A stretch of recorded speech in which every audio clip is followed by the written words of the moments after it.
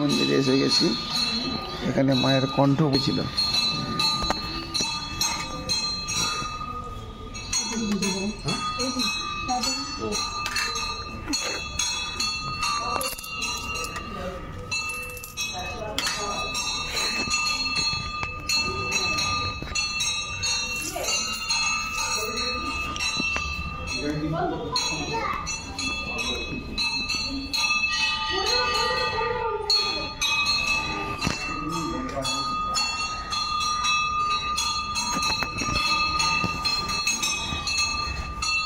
এই জায়গাটা অভিজিৎ আগে আসেননি, মিসিং করে গেছেন, অথচ আপনাদের এখানে কুটুম বাড়ি আছে।